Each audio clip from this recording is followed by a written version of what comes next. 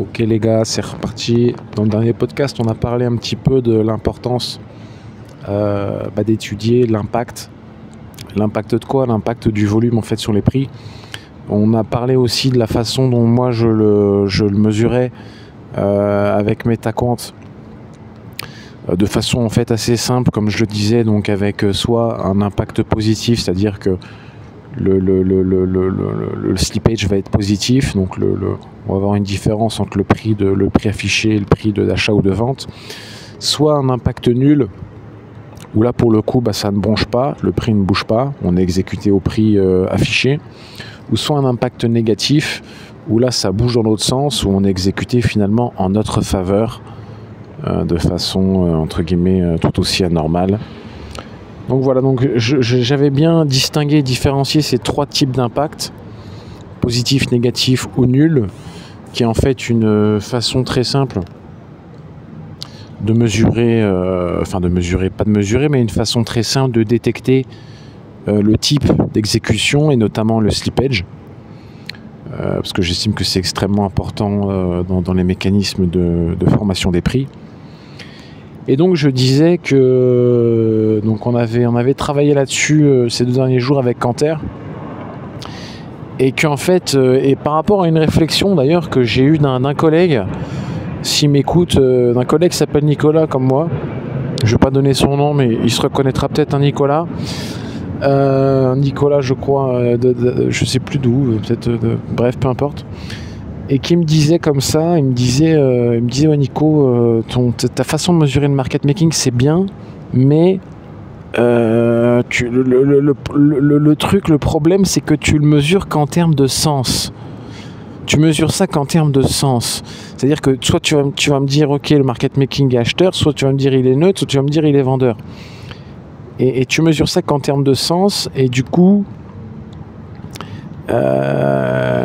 il m'expliquait qu'une façon beaucoup plus pertinente de le mesurer était de le faire en termes d'amplitude. En termes d'amplitude. Ok ?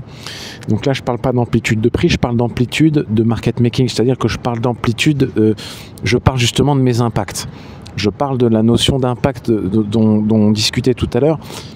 C'est-à-dire que ce fameux impact, ce fameux volume price impact, quand il est positif, c'est une chose. Quand il est nul, c'est autre chose.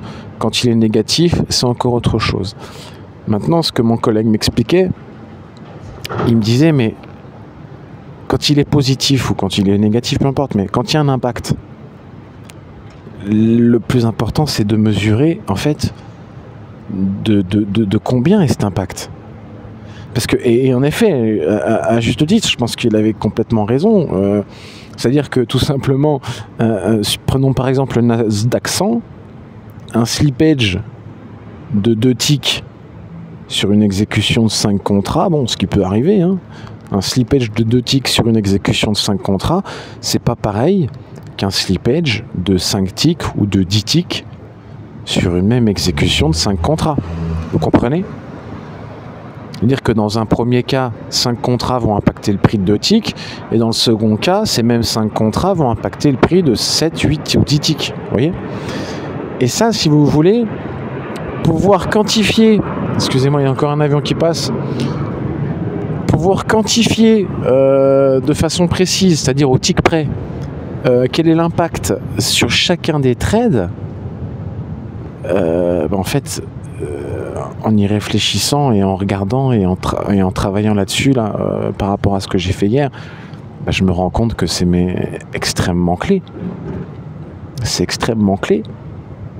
Alors je sais pas vous dire, je suis passé à côté, je sais pas quoi, mais c'est vrai qu'en y réfléchissant, en faisant ces podcasts, en retravaillant avec mon développeur Canter, en lisant aussi vos feedbacks, j'ai eu quelques premiers feedbacks, je me suis dit mais en fait ok, là tu mesures l'impact de façon simpliste, positif, négatif ou nul. Ok, c'est juste, mais c'est ça qu'il faut comprendre, c'est qu'au niveau des prix, après, voilà, un impact de plus de ticks, c'est pas pareil qu'un impact de plus 10 ou plus 20. Et du coup, les conséquences après sur les prix ne sont plus les mêmes. C'est ça qui est... Et du coup, voilà. Du coup, tout ça pour dire quoi? Tout ça pour vous dévoiler finalement que hier, on a construit avec Canter une nouvelle alerte qui est basée uniquement sur ça, sur cette mesure de l'impact. On l'a appelé donc impact measure. Et du coup, ça permet... en fait, on a fait pour vous faire simple, on a essayé de rester simple. On vous a ajouté dans le module de trading de MetaQuant, quand vous cliquez sur le bouton vert MT5, que ça vous déroule le module de trading, en fait on vous a ajouté une petite case qui s'appelle X Impact, qui vous permet en fait de déterminer en tick un impact. Donc vous le mettez en tick, par exemple si vous mettez 5, ça va déterminer un impact de 5 ticks, et du coup ça va vous imprimer les alertes, ça va vous imprimer en alerte, donc l'alerte S5, ça va vous imprimer en alerte tous les contrats market qui ont engendré un impact de 5 ticks ou plus. Et je vous assure que c'est furieusement redoutable, honnêtement. J'ai encore un avion qui passe, excusez-moi. Honnêtement, c'est furieusement redoutable parce que là, vraiment, ça vous permet de traquer tous ces contrats, tous ces volumes qui ont engendré des impacts, on va dire, anormalement élevés, que ce soit en impact positif ou en impact négatif. Et du coup, on peut bien entendu exporter ça, il n'y a pas de problème. Comme vous le savez, on peut exporter les données du tape avec le price impact de base, qui lui est libellé en points, mais on peut aussi exporter bien entendu le tape des HFT signaux, qui lui va nous permettre en fait d'exporter les données de tous les signaux qui ont été déclenchés. Donc ce signal-là étant basé sur le price impact, vous activez S5, ce signal-là, on exporte et du coup vous retrouvez tous vos signaux qui ont été déclenchés. À partir de quoi? À partir de la valeur que vous avez remplie justement, que vous avez donnée à la base dans MetaQuant.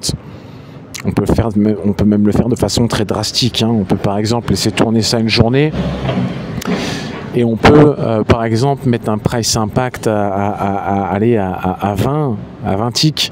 Alors il n'y en aura pas beaucoup, mais ça arrive.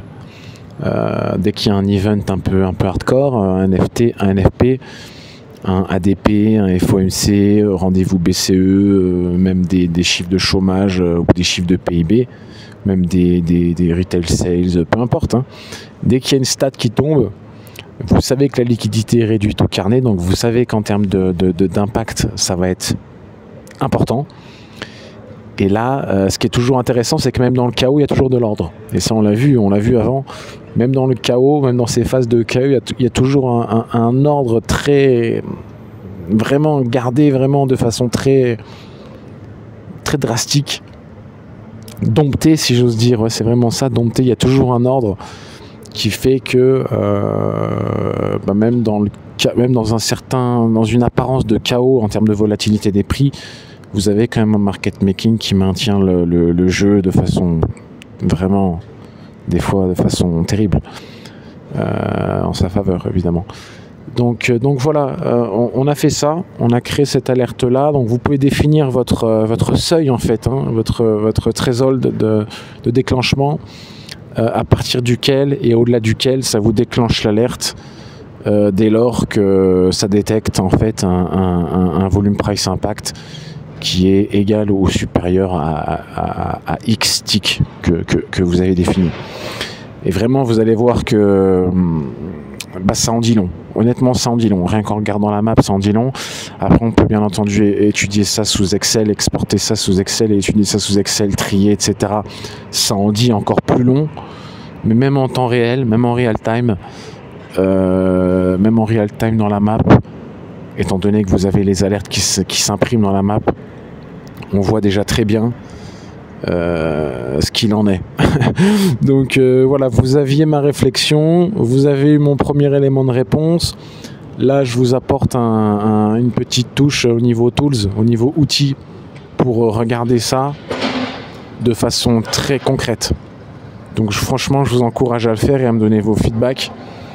Parce que de là, après, en découlera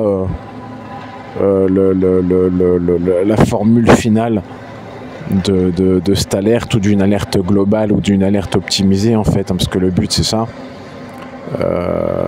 Qu'on mettra en automatique avec l'auto-algo de MetaCompte. Voilà, donc je vous remercie pour votre attention. J'espère que le son était ok. Parce que c'est vrai que je suis toujours en extérieur, pas très loin de la promenade de l'aéroport, du coup il y a beaucoup de bruit. Mais je pense que le son devrait être ok. Voilà, merci. Je vous dis à tout de suite, parce que j'enchaîne directement avec le prochain podcast. Merci les gars.